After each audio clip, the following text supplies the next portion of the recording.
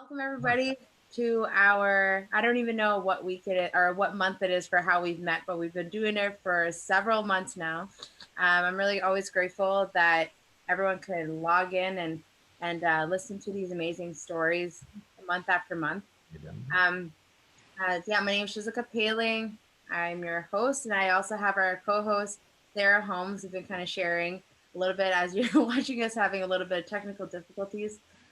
Always grateful for Uncle John, Abel Seth Farrow helping us out. But yeah, this whole series started from people just really enjoying hearing how people have met. And I love the couples that we end up pulling on because sometimes it's like newly married, newly blessed, and then some that have been blessed for a long time. And it's really neat to see all the different ways. And we just really hope that it can give parents and candidates that are going through this journey of finding their partner in life, that they can get some ideas of what worked for other people. So this is all the point of it. It's really family style. So whenever you have any questions for the couples, you're more than welcome to put it in the question and answer box that you'll see down below. So just type in those questions, and then at the end, we always try to do like 30 minutes of them speaking, sharing testimonies, and then 30 minutes of Q&A or whatever questions do come up. So anyways, just you could write it there and we will get to them after. So anyways, thank you guys for bearing with us. We are going to kick it off. Actually, they don't even know this, but we're going to start off with Tiffany and Ryan LaBrooy. So they are an amazing couple that lives out in the West Coast, and they've been blessed for 16 years. So they've been blessed for some time. They have 4 awesome kids and just awesome relationship. And I'm really excited to hear their story. So let's welcome up Tiffany and Ryan. Okay, so muted. Hi. Thank you. What are we talking about? I'm just kidding. Okay, so should we just share how we were matched and kind of go from there? Yeah. Oh yeah. Just go into whatever you like, how you guys met, and yeah, sure, anything. Go for it. Do you want me to start? Mhm. Okay. So let's see. We were matched 17 years ago. And this was back in the day when it was very different. How, this was like when parents were first able to match their children. It was in a time where like it was so exciting to be matched, and like everybody wanted to be matched super young. So I was 16 when I was matched, and he was 18. 18. He was a senior in high school. And I was always that girl that, like, if you asked me what I wanted to be when I grew up, I was like a mom, and I always wanted to be matched. And it was something that we had always talked about in our family. So it was always something exciting, and we always looked forward to it. So let's see. So right when True Father gave the ability for parents to match, there was a matching website on the World Wide Web. Just kidding. We're not that old. And my parents at the time thought I was still pretty young. So they weren't really serious about matching necessarily, but my mom would look on the website a lot just to see all the second gen on there.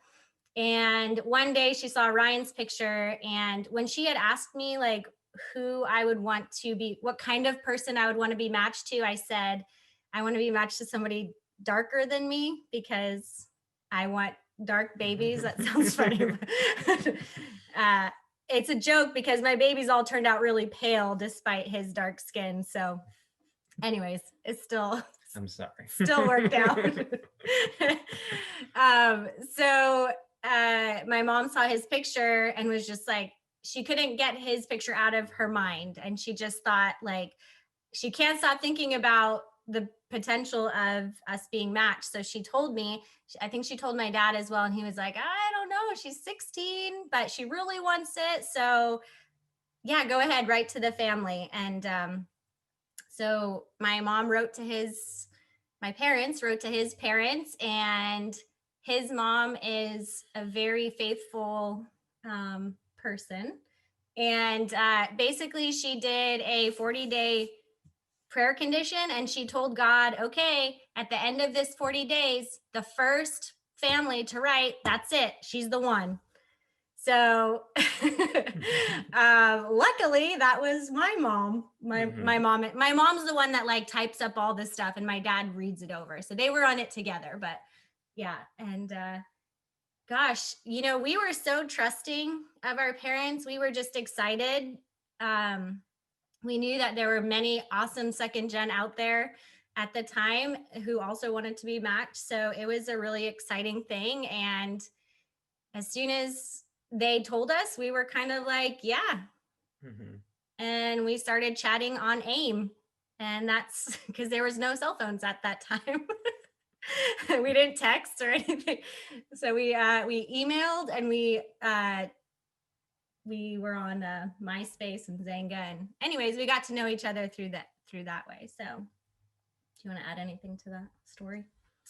Yeah, it's as Tiffany kind of said, it was a very different time. So when I grew up, I always knew when I would receive the matching and blessing, it was going to be by true parents, because that's just how it was back then. There was no other way, and the thought of another way just seemed strange. So I remember pretty vividly. It must have been, so we were matched in 2003. It must have been 2002, late 2002. I don't know, but it was like the shocking news. True parents gave the I don't know what you call it, the authority, the honor, where parents would match their own children.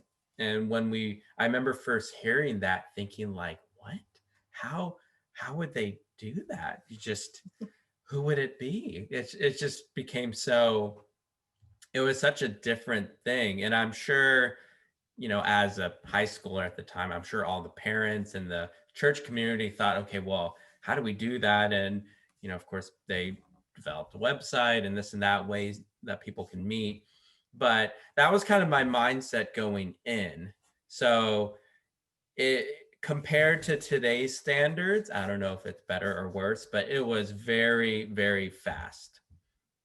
It was literally like, my parents put my profile picture on the website, and then like it must have been the next day or 2 days later, we heard from Tiffany's family, and then that was just kind of, that was it. It almost sounds silly saying it, because I know, and I'm not totally up to date, but I know right now it's a much more longer process, and I think that can be good. Sometimes it's not.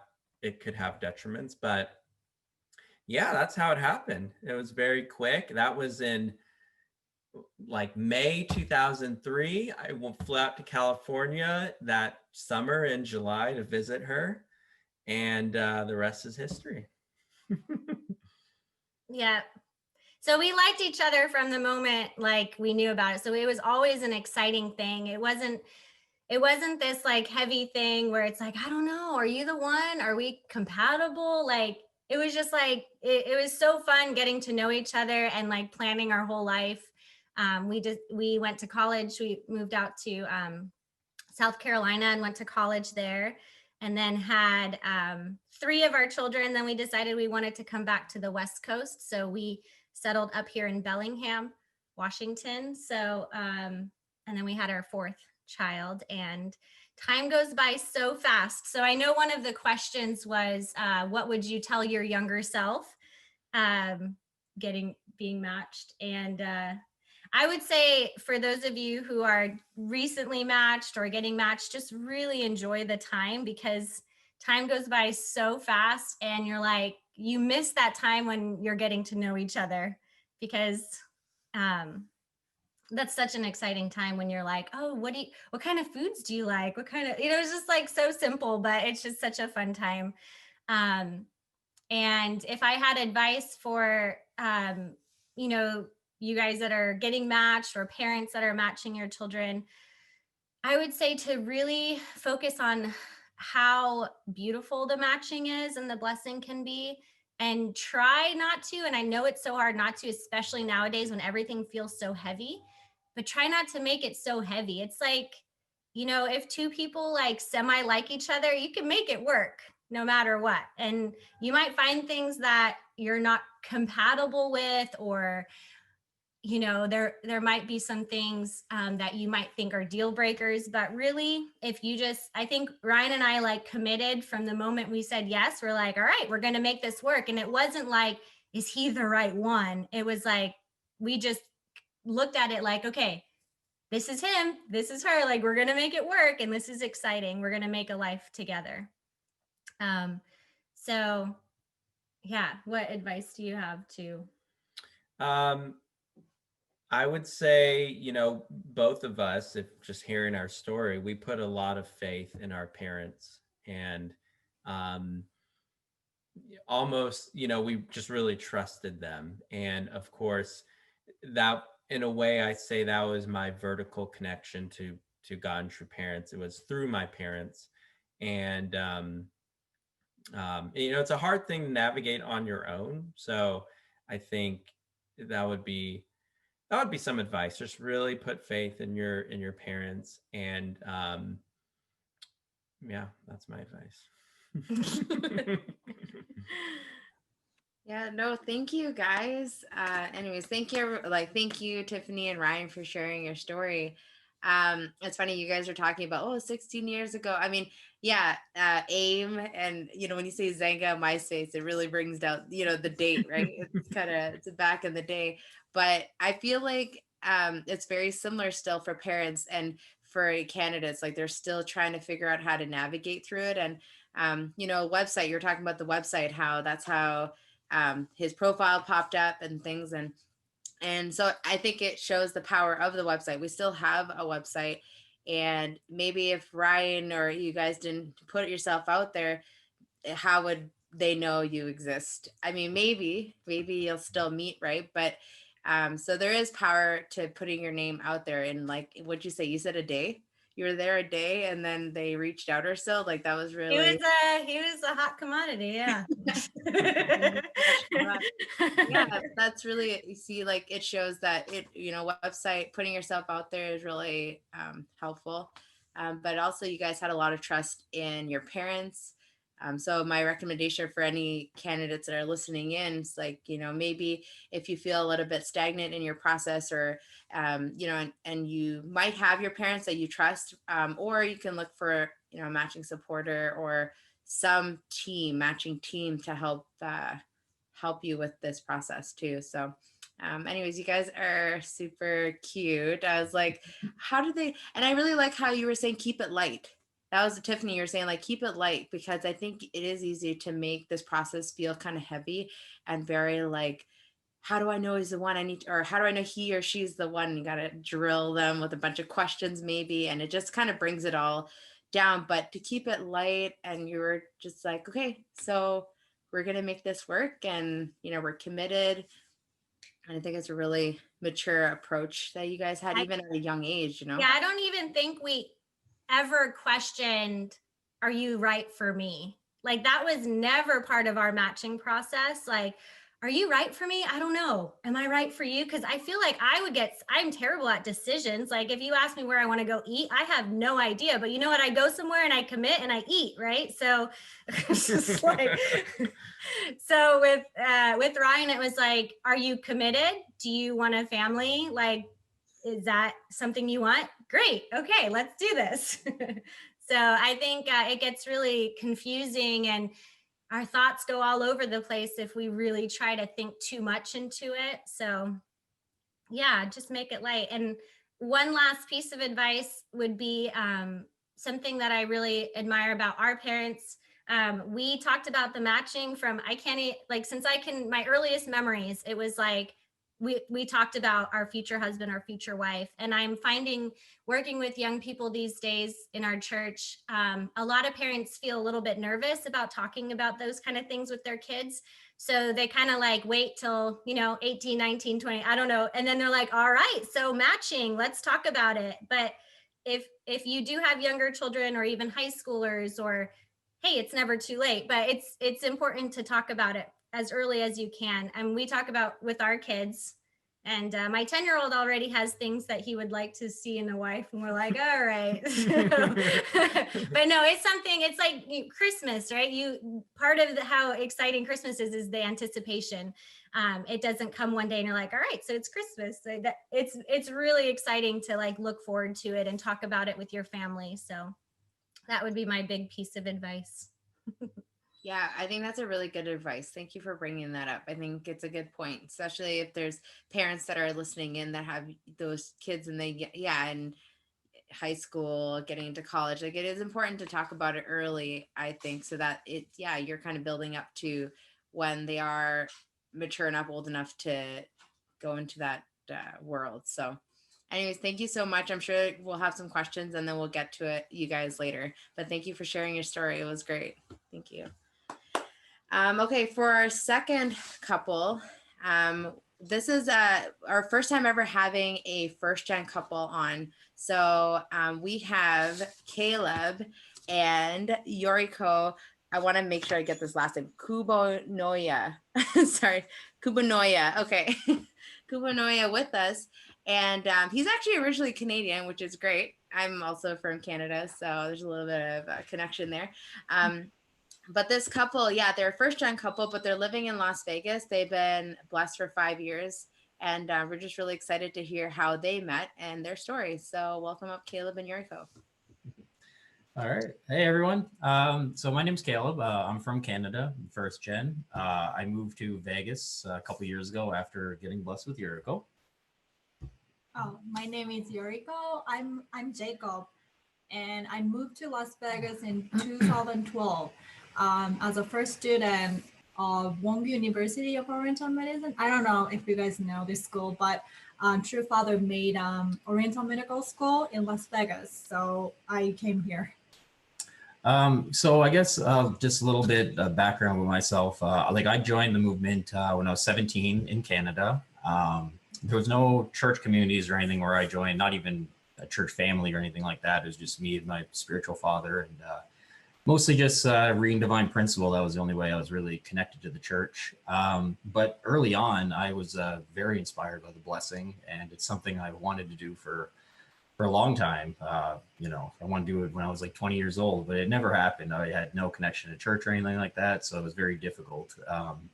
So my first real workshop was only when I was like 25. It was like 8 years after joining the church, and that was in New York doing a 40-day Love and Life Ministries. I don't know if anyone remembers that, but I went to one of those ones.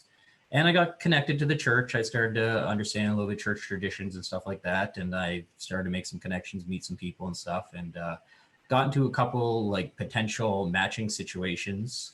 But it was all kind of unofficial. It wasn't through the Blessed Family Ministry. And I never felt right about that. I never really, as much as I wanted to get blessed, I wanted to do it the right way. So yeah, I ended up calling those off. And just basically living my life. I worked on the oil rigs for a long time and stuff like that. And eventually I quit and I moved to Vancouver, Canada, which actually did have a little church community. And so this is my first time being a part of a community, and I started to tithe and everything. And I really wanted to kind of get my life a little more straightened out. So I ended up doing a 40-day workshop in Champyong, which I love Champyong. I can never recommend Champyong enough. But weirdly enough, this was like first time I really didn't want to focus on the blessing or anything. I just wanted to go and work on myself and try to kind of be the best version of myself, you know, work through issues I had and stuff like that. So I wasn't focused on the blessing. I just wanted to be present in Champyong and get everything I can over there. And it was actually about 3 weeks after or so, I got back from Champyong that I got introduced to Yoriko and we talked for the first time. That's my little story there. And Yoriko? So I graduated college in Japan, and after that I decided to go to Korea. Somehow I really wanted to study Korean. So I went to a language school in Cheongbuk for 6 months. And then at the same time, I really wanted to figure out what I'm going to do in the future. So, but I didn't have any idea. So basically I wanted to help people and I wanted to work outside Japan. That's the only thing, but no clear idea. So I kept praying and kept making conditions for 6 months. And then almost at the end of semester, my mother suddenly called me. And then she said, "Are you interested in going to Las Vegas and study Oriental medicine and become a doctor?" And it was a big surprise for me, but what?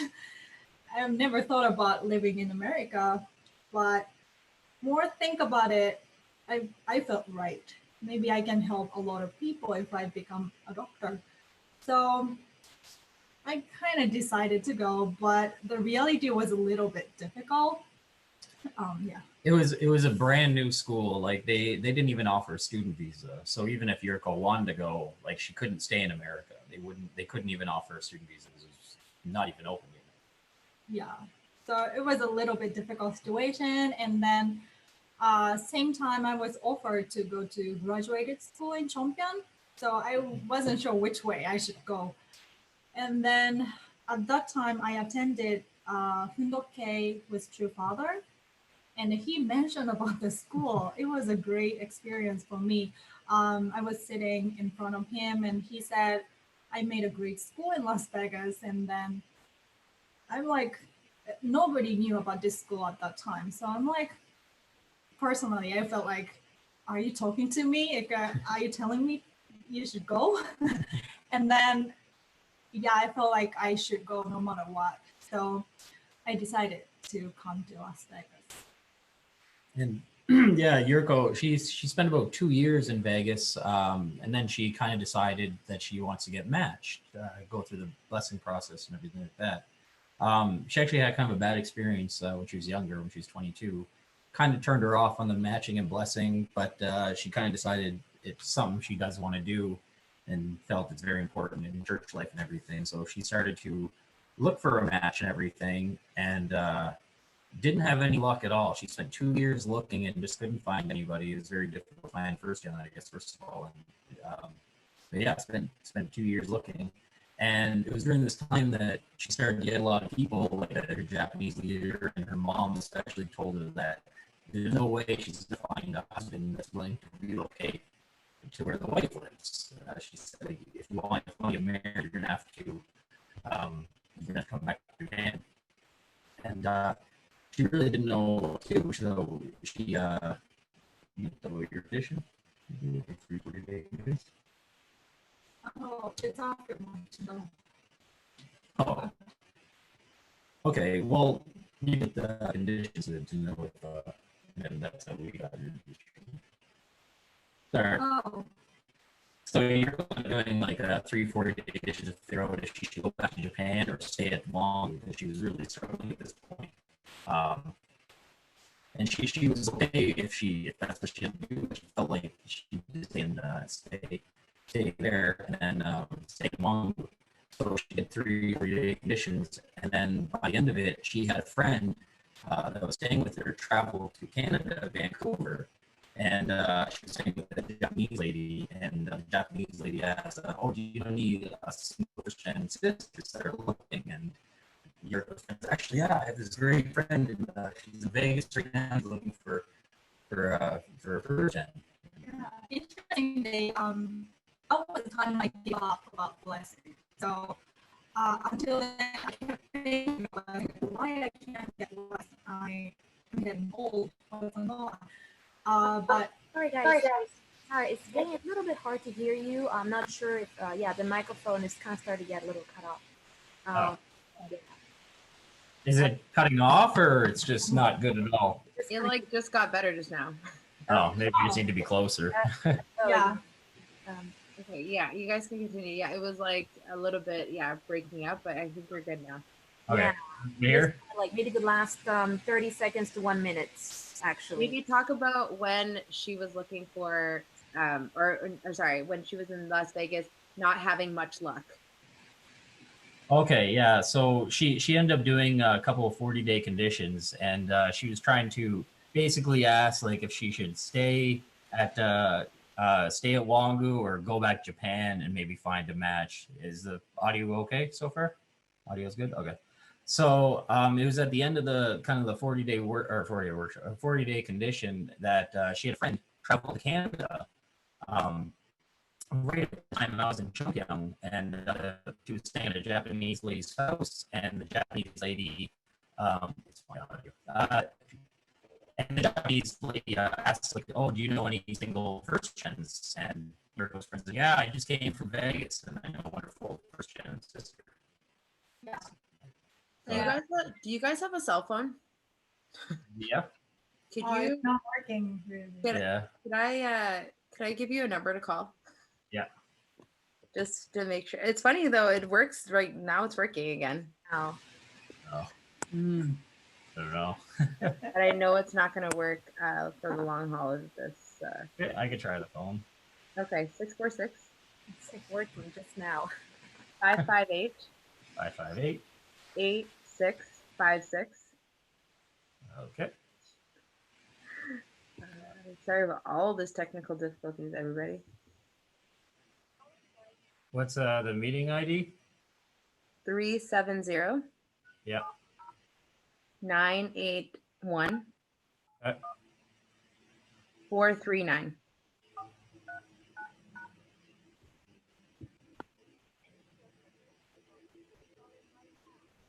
My participant ID is probably my phone number, I guess.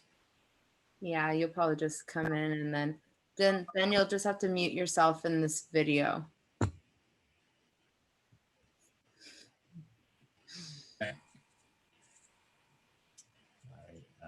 I'm so sorry, everybody. It's not working. I already warned them that it's family style, so it's all everyone's forgiven. So I can hear you on the phone. Okay, well you should be able to hear us even. Can you hear us? Yeah, I can hear on the phone. I can hear myself. Maybe. You can hear through the computer too, right? You can hear us through the computer. Okay. Yeah, it's Okay. working. We can Okay. hear you guys. well. Anyway. Okay. Oh yeah, it's working. Okay, go ahead. Oh, what happened now? We can't hear you. Oh, say it again.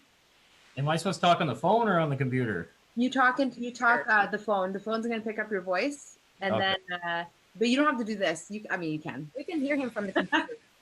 The computer is You could the just share computer now. is muted, so you can just use the phone, Caleb. Yeah, you're good. Oh, you might have to actually bring the phone to your mouth then. Yeah. Oh, it's not working. How come?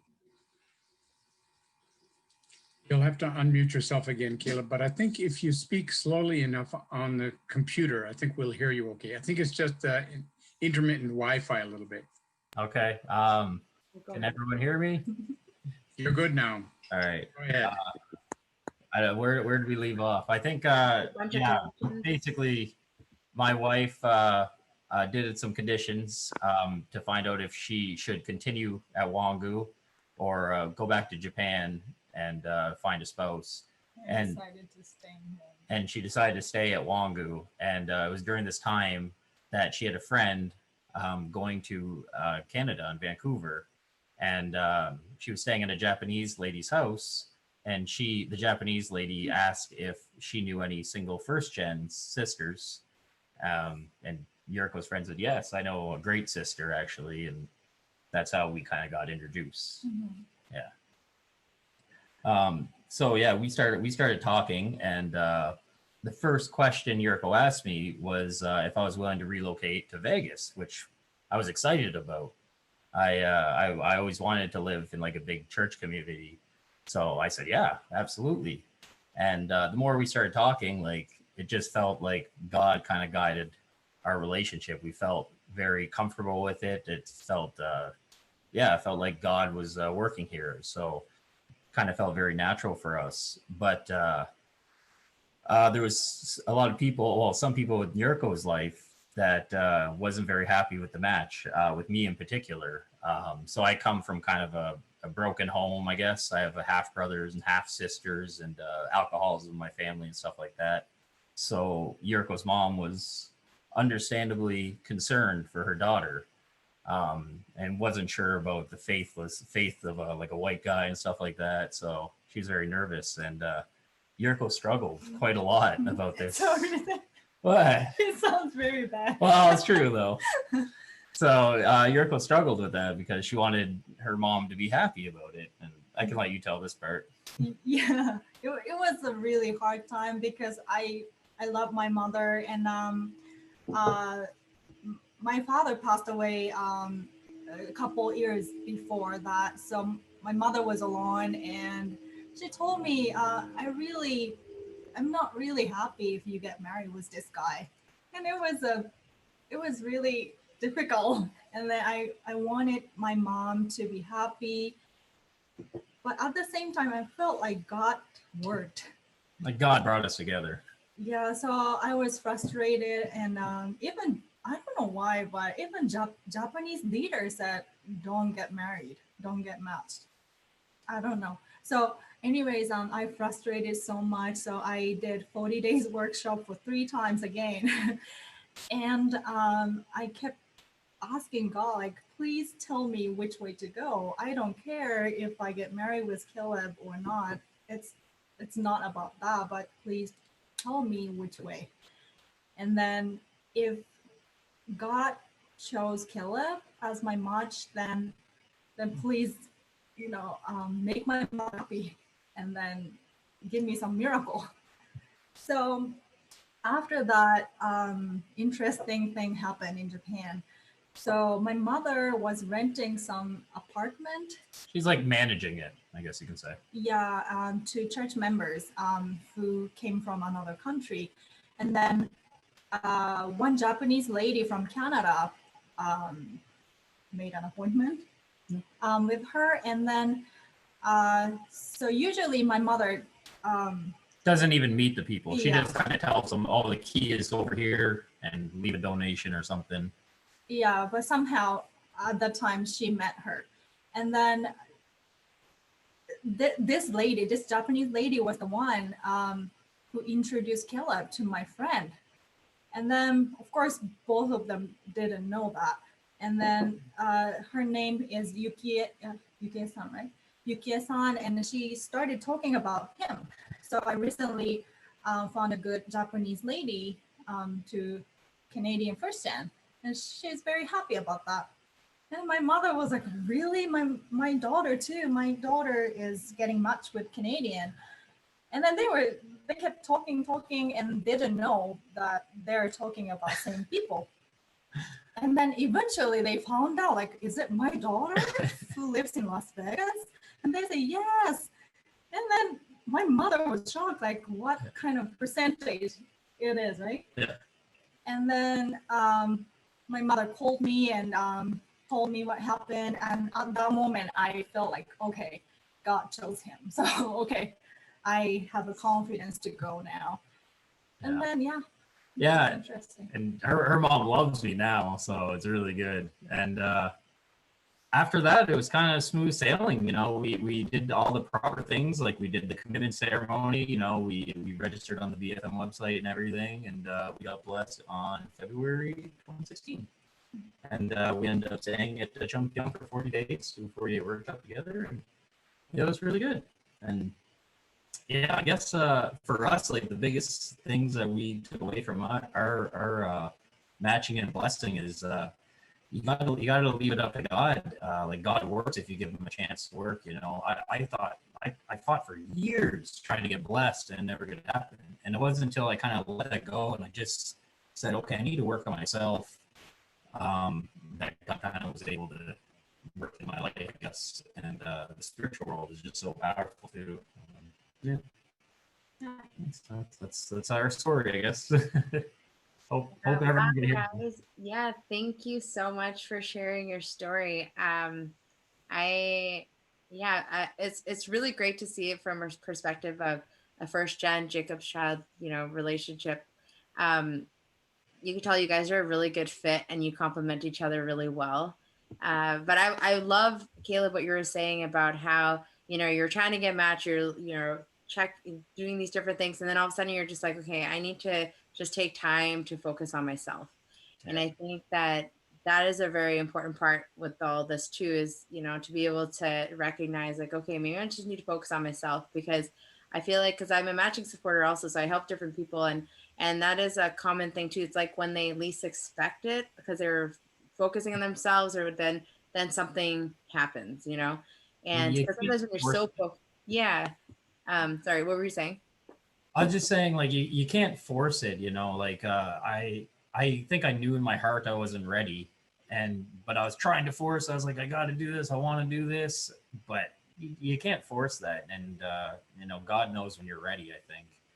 Yeah, that's all I want to say. Yeah, and then you know, it's amazing how much, like, you know, when you don't know, because I'm sure there's a lot of people that, you know, if they're listening in, they might have been in a magic process, or they're in a process of some sort, and they're just not sure if this person is the one. I love how, Yoriko, you're like, I need to know, so give me a sign. And you're really consistent on, you know, reaching out to God, or reaching out to figure out, okay, like show me, you know, how is this, you know, is this it, you know? And you made the effort. I mean, you did all these conditions. I know some people are like, well, I don't know if I'll do all these, like 40 day, but that was you, and that's what you love to do. And I think, you know, everyone's got their own, you know, the way, but that worked for you, and you needed that confirmation, but God showed you how, you know, he's present. And you know, so it's really amazing to hear how like, yeah, what are the chances? I mean, there's so many Japanese members, right? And like, what are the chances, right? So it's really apparent that it was meant to be. So anyways, guys, thank you so much for sharing. I think that for all those that are maybe Jacob's children, or like first gens, this is a very powerful story too, to just show that, you know, don't give up. Like, you were looking around Las Vegas, you're like, do I have to go back to Japan? Do I have to, you know, what do I do? And then Caleb shows up. I mean, you know, and it's yeah, so not to lose faith in the process, that it's still possible, you know, this is what you want. So anyways, thank you so much for sharing.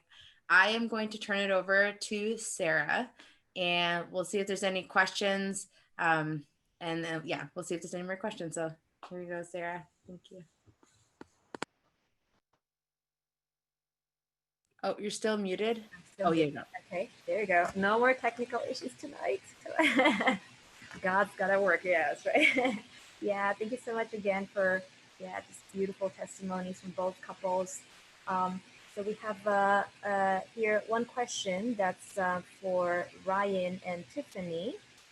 So I'm just reading to you. It was interesting to hear Tiffany and Raz's perspective to keep a light attitude on the matching. It sounded that commitment was a mutual characteristic for both couples. Do you think trust in your parents or God was a critical part of it? Would you say doing conditions was an integral part of your success? I'd love to hear you guys. He said I go for it. Okay.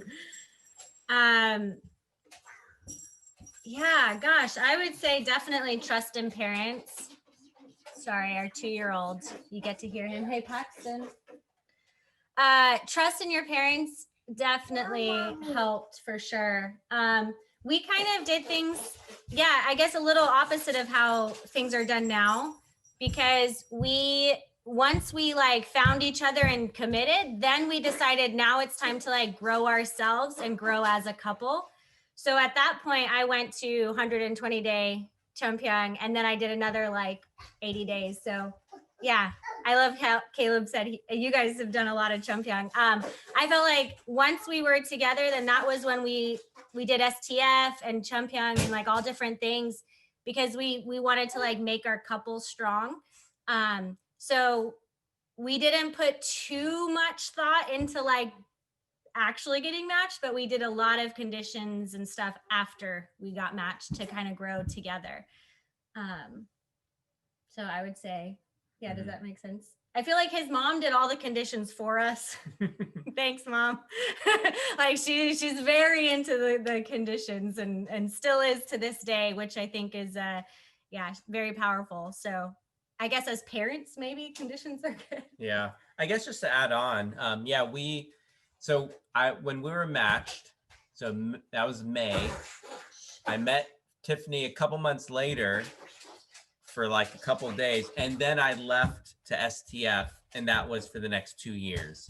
And then So really, it was we kind of were like a long distance, newly matched couple for a couple years. So because we're very young, so I think that was kind of our time to really study the divine principle. What does a matching and blessing mean? How do we grow ourselves? So it's kind of yeah, maybe a little opposite flip flop. Some people do that before, but in a lot of ways, I felt like going into those years, it was great to already know, like I had a bright future and path. Like I'm doing this all building up towards the blessing. And I think that was a powerful thing. So hopefully we answered the question. Did you guys, sorry, this is Shizuka jumping in. Did you guys say that you were matched before you met? Did you guys? Yeah. Mhm. I actually no. Okay, I saw him before, and I thought he was super cute. High school 6-year-old. He didn't remember me until after. So, so like we've met, but like we never actually met. Yeah. Yeah. When I came out to visit her, it wasn't really like I'm visiting her to figure out if we should be matched. We already committed to that. I know it's crazy. Maybe we did the same thing. Okay. But I don't know. I feel like you just know when you know something's right, you just know it, and everything just the stars are aligned, and you're like, this is it.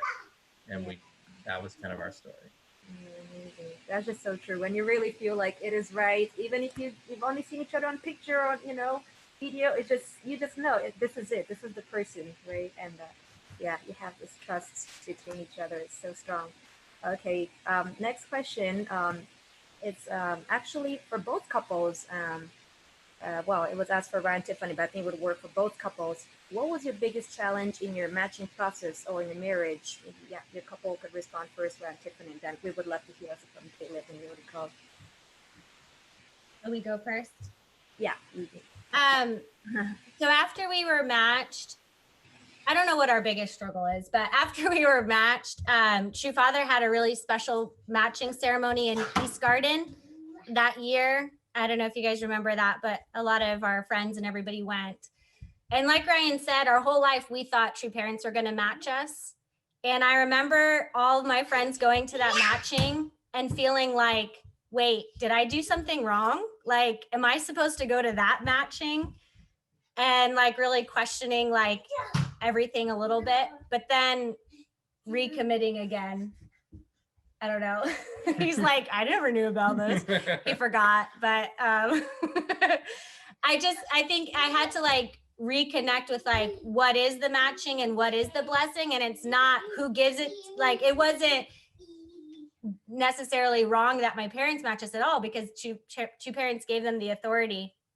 But I think we were so excited for so long, like the honeymoon phase, right? And then you're like, wait, what is this? Like, am I supposed to go to this matching instead? And but it allowed me to reconnect to the meaning of the matching and blessing, and how much, of course, I wanted to spend my life with Ryan. So, biggest challenge in our marriage? Kids sleeping in our bed. Yeah, for me, the matching was just such an exciting time. It was like the best time.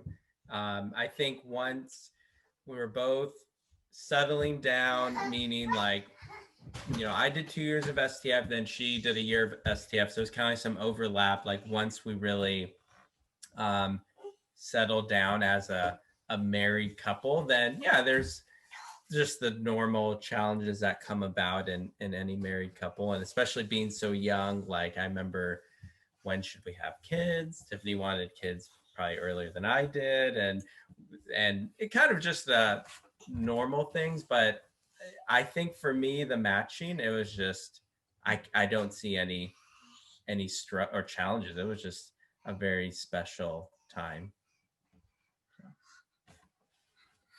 Wonderful, thank you. Yeah, I also would love to hear also from Yoriko and Kayla. You went through really different kind of challenges as well. You came from a different background, right? Different process. So yeah, I'd like to hear some of your challenges in your matching process or in your marriage. I think like in our matching, the biggest thing again was winning over her mom. I think that was kind of the biggest challenge. But also actually kind of logistically, we had a lot of trouble because I'm Canadian, she's Japanese. Neither of us are American, so neither of us are allowed to work here in America or anything like How that. did you do it? A lot of people want to hear that probably.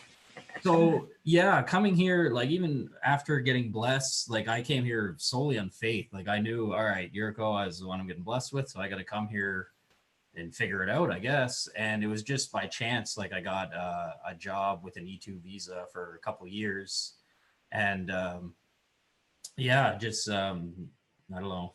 We were separated for a couple years Yeah. because he needed to work outside Nevada. So Yeah, I had since I have some connections in the oil industry, I ended up getting an E2 visa in Texas. So I was constantly working away and back and forth all the time.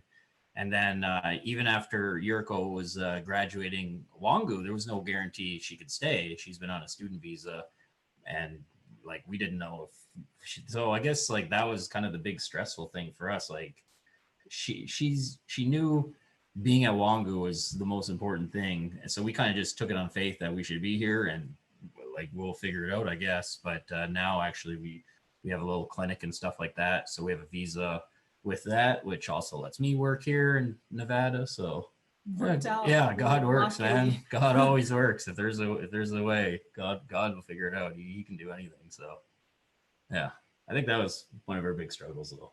Yeah. Wonderful. Actually, I have that's a question from me also to you guys.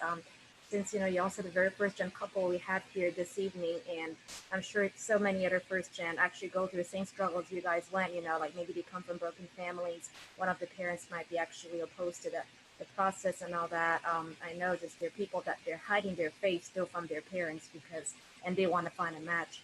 So just seeing about all these, the situation that I know you guys also familiar with, there's some kind of advice that, just practical advice, encouraging advice that you could, each of you maybe share with the first gen brothers and sisters. So for me especially, my mom hated the church. When I was in high school, she found a copy of Divine Principle in my backpack and destroyed it. And then she like lit candles around the house and said I was evil and wouldn't talk to me for a while. So I kind of brushed it off because my mom knows like I study like different religions and stuff like that. So I was like, oh, I was just looking into this, like, Buddhism and all that stuff. And then never talked about it for 8 years probably. And then by the time I was like 25, like I moved out, when I was 18 and stuff like that. And I kind of just mentioned it at some point. I just told her, I was like, hey, by the way, like I'm in the church. And she didn't really care at that point. She's like, oh, whatever. I don't care. Do whatever you want to do. Kind of negative attitude. And then when I was getting matched, though, she was actually very excited about that. And she's very happy with Yoriko. And yeah, so actually the matching and blessing kind of won her over now. So now she's very open about it. She's not a church member or anything, but she's very open with it. And yeah. And Yoriko is Jacob, though, so her mom kind of raised her in the tradition. So mom has a strong faith. She was a church leader for a long time, but my father really didn't like church, mostly because my mother was always busy and he was left alone. So he really didn't like me going to church either. And then I really liked my father, so I always was on his side. But somehow I decided to go to CARP. I still don't know why, but I decided to go. And then my father was heartbroken, and he said, "Please don't go." But I don't know. I felt like I need to go somehow. And then I went there. And then after that, he found out that I'm becoming a better person. So after that, he slowly accepted or understood. Tolerated. Yeah, like that. It's amazing, you guys. Yeah, really, both follow what your heart really tells you, right? You really try to see it, you have opposition. Your central figure may have opposed your parents, but you're like, I'm just gonna see what God is really trying to tell me and what my heart really feels about this. So, yeah, I think that's a very important advice, really, to just keep on going with that mindset.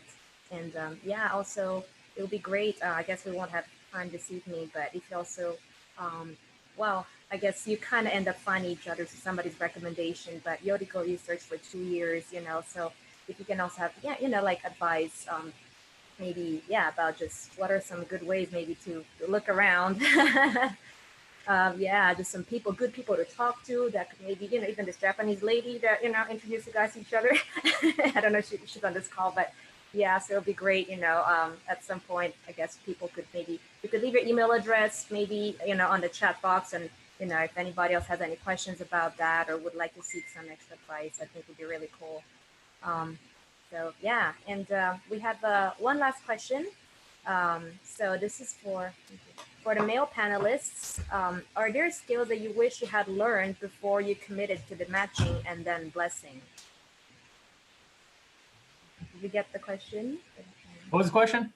So for the male panelists, so for the guys, probably a guy asking, are there skills that you wished you had learned before you committed to the matching and then blessing? So maybe after your matching, blessing's like, oh man, I wish somebody told this to me. I had no idea. And just something that would have been helpful for you to know before. I guess that's what the question. The 5 love languages and the Men Are From Mars book, actually, and the Women Are From Venus. I find those 2 books are so important. Second book? Men Are From Mars, Women Are From Venus. Oh, okay. I find those 2 books are like, I don't think anybody should be in a relationship without reading those 2 books, to be honest, in my opinion, just to kind of understand women and stuff a little bit better, understand, like, I don't know. I personally find, yeah, for me. Great. How about Ryan?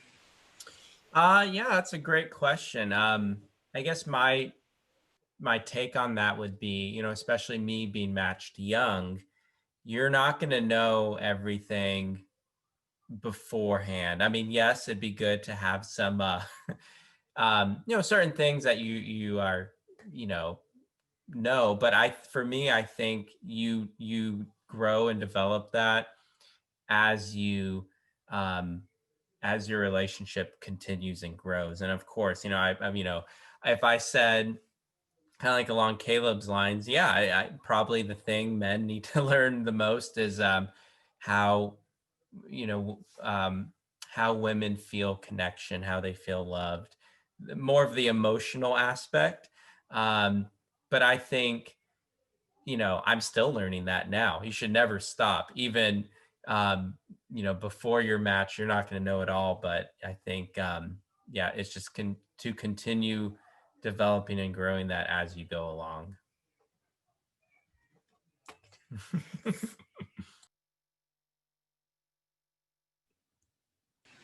Yeah, I think that's all the questions. Shizuka, you want to close this off? Sure.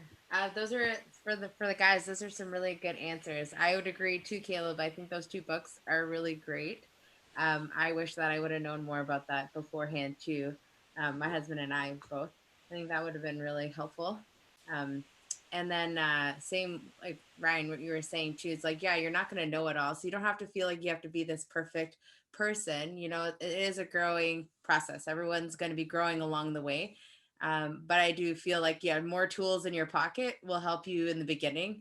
But if you're really young, the way like I was young too, and you guys were young, then you're going to be at that level where you're at. But as long as you're constantly growing, I think that's what matters, So anyways, thank you so much, everybody. First of all, thank you for the 2 couples. I think for this kind of program, we're always trying to pull different stories. So, we don't know, I didn't know, Tiffany and Ryan, didn't really know you guys, but I knew from social media, you guys look a really cute couple. So I was like, oh, okay, let's bring them on. And yeah, Caleb and Yoriko, like, as a first gen couple, we never pulled different stories like your story on. So I'm grateful, and I hope that in the future we can definitely bring different a variety, because when it comes to finding your partner, it's not just one set, it's not one way, right? There's so many varieties and different ways. So I think this is all very valuable stories. So thank you for sharing and coming on with us, and thank you for everyone that's on tonight. It's I know we had a lot of technical difficulties, and I apologize for that, but anyways, we're just really happy we could put this on and share ideas and hopefully help everyone on their journey. So thank you also, Sarah, for co-hosting. And I know Isaac was sad he missed it, but I'm happy you were able to fill in and co-host with me. So, all right, everyone, have a good evening. Enjoy your Thanksgiving, and we'll see you next month.